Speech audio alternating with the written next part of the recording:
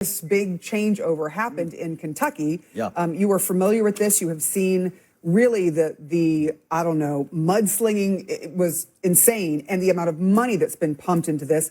But now Kentuckians and the rest of the country have to learn a new name for that House seat. What are your thoughts on what happened here?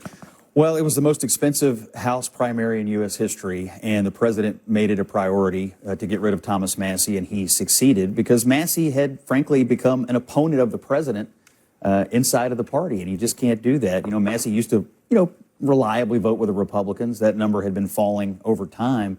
This is one of the most conservative districts in the country. It's certainly a conservative area of Kentucky. They gave Donald Trump a massive victory in 2024. And they expect the Republican congressman who represents them to be part of the team. The two big issues in the race that were in most of the advertising had to do with tax cuts and immigration. And Massie was against Trump on both of his big border security and tax cut bills. And so they said, look, we can get a Republican congressman that'll be part of the team and support the president. That campaign worked. I just want to also add one other thing. Okay, Scott Jennings just calmly said the thing the rest of the table does not want to discuss. This is one of the most conservative districts in the country. It gave Trump a massive win. The two issues that dominated the race were tax cuts and immigration. And Massie voted against the party on both. So the voters did the simplest thing in the world. They found someone who would actually back the agenda they keep voting for. This is not a hit job. That is representation working exactly as designed. You send someone to do a job, they stop doing it, you send someone else. Thomas Massie tonight in his concession speech said something despicable, anti-Semitic, nasty, gutter politics, right at the end. What a way to go out. He said, I would have called Ed Galrine, but I had to find him in Tel Aviv. There was an undercurrent of anti-Semitism in this race on the Massie side. There's been an undercurrent of it in his career, unfortunately, and it really came out in an ugly way tonight. And I think it needs to be stated, acknowledged, and condemned because it was pretty despicable.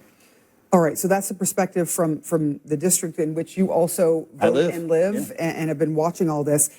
Tara, I am curious from you. Can Republicans not go against the president anymore? I mean, is that where we're at? Clearly, the Republican Party has become a party of pedophile protectors.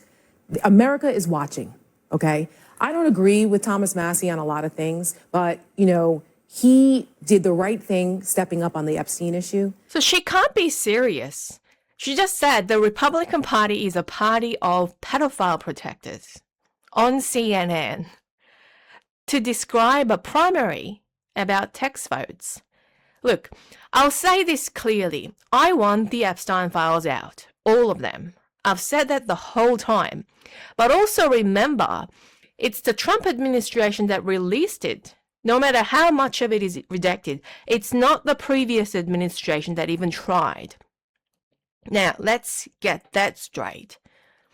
So this is exactly why this kind of talk makes me crazy, because it cheapens a real issue by turning it into a cartoon.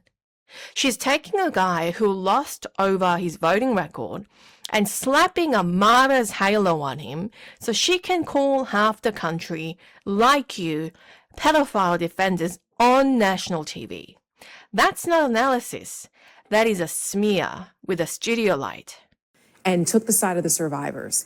And his cardinal sin against Donald Trump was the fact that he pushed to have the Epstein files transparently opened up. And that was what upset Donald Trump. Trump wasn't after him because of any of the anti-Semitic things he said. I mean, that would have been nice, but he didn't care about that. He doesn't care about any of that. He was upset with Thomas Massie because Thomas Massie decided to put his whole career on the line for the Epstein survivors. And this is what the result has been. Now, I think that there are a lot of members of Congress who are looking at what's happening with this president, what a disastrous presidency this has been thus far. They're looking at his tanking poll numbers. They're looking at his priorities being all over the place, everywhere but where they should be in a midterm election. But they're too scared to stand up and say, no, enough is enough. Because they're looking at what happened to Massie. They're looking at what happened to Cassidy.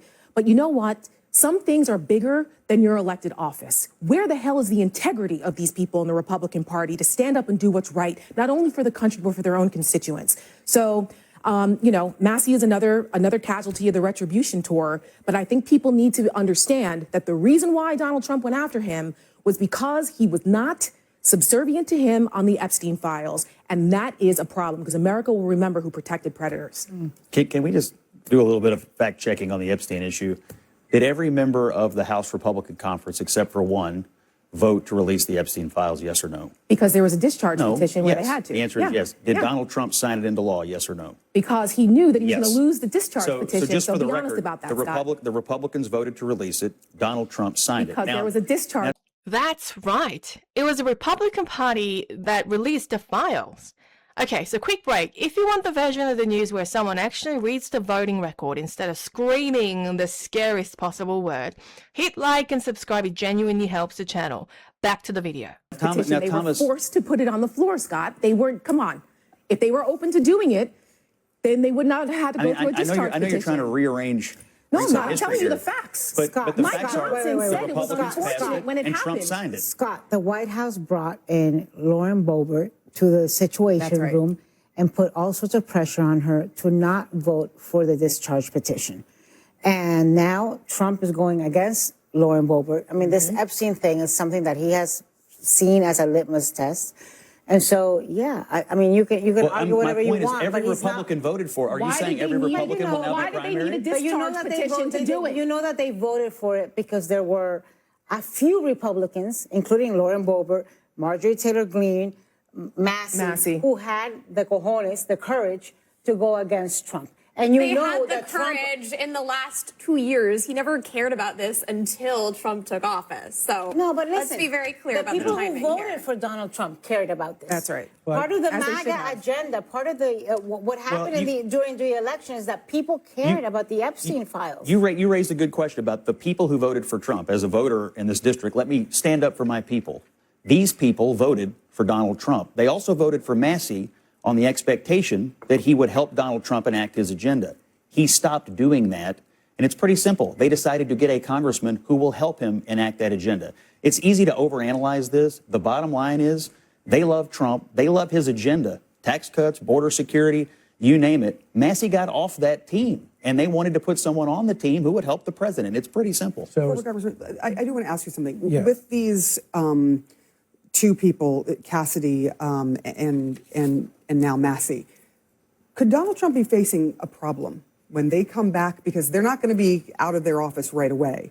What do you see happening once they're back in Congress? Now they know they're not back. They're losing their seat. Do you see them deciding, okay, you know what? I mean, Cassidy just voted to limit Trump's power. Yeah, Cassidy just came and voted for the War Powers Resolution, right?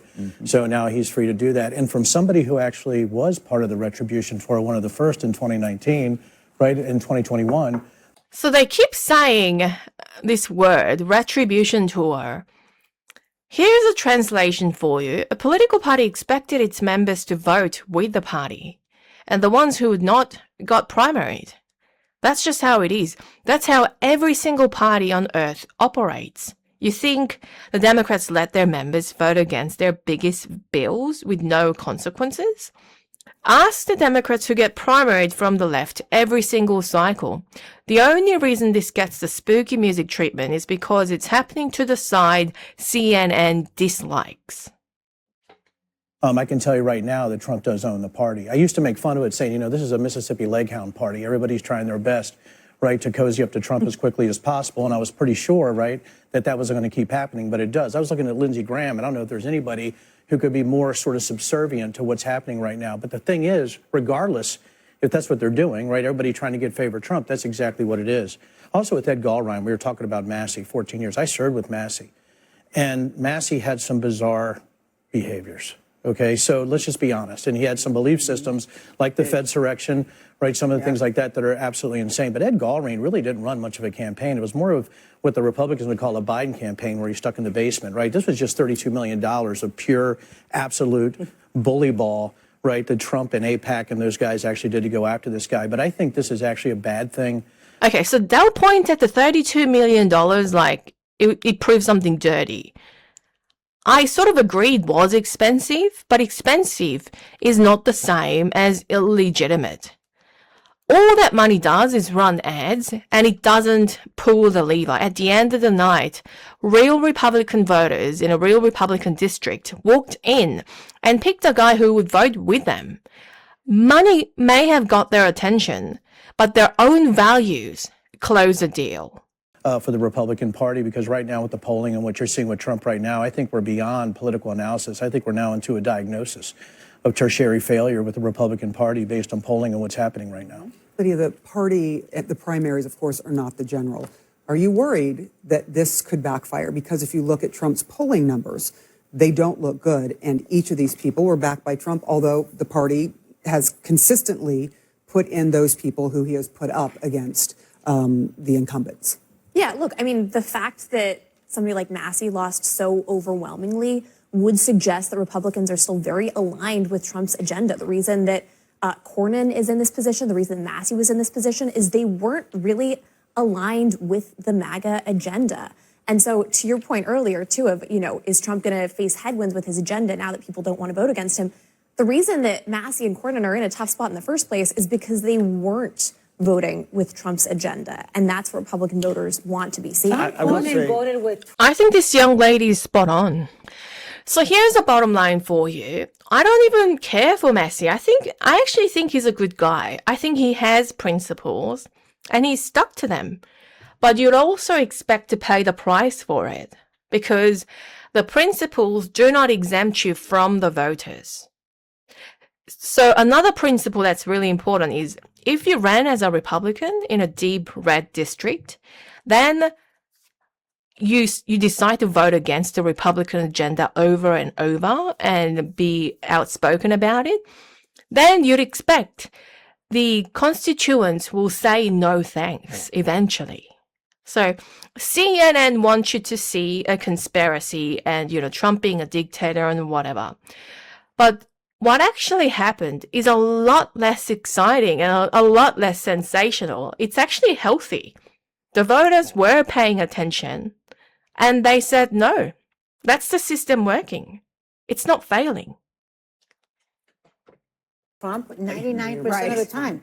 I will. Good luck with that. I will- Good luck with It's that. not Let them be surprising MAGA that somebody aligned. who voted to impeach. I mean, like, just it's not surprising because he was against Trump 1% of the time. Right. He is the guy that has got to face the music when it comes to Trump. So you can't say that it's not because they were against Trump's agenda. That just doesn't work. The math doesn't math. I will say, as a matter of Senate legislative affairs, if you're sitting in the White House, the Senate Republicans are going to be less governable now than they were previously. We saw Cassidy's vote on the war powers. We'll see what happens to Cornyn here. You already had Tillis laying out there and others. And so, it's a majority, but if you have a few people who are willing to go the other way on certain issues, it's harder to get them aligned. The House is still a very narrow majority, probably still a little more alignable. But right now, the Senate will be a difficult task for the legislative affairs staff. I do think, though, it's interesting. Cornyn, if he'd voted for the SAVE Act, Paxton in Texas said, I'm going to drop out. So I think we're seeing a surge in the base and people who are really motivated to enact Trump's agenda, where some of these older sort of centrist candidates, frankly, haven't followed through in that regard. Well, hold on, because we're going to talk about that in just a minute. Next, a Trump endorsement in Texas. So what are your thoughts? Was this a sinister purge, like the panel says, or just a district holding its guy accountable? Tell me in the comments. I read them. And if you'd rather get the story straight than get scared on purpose, subscribe. I'll see you on the next one.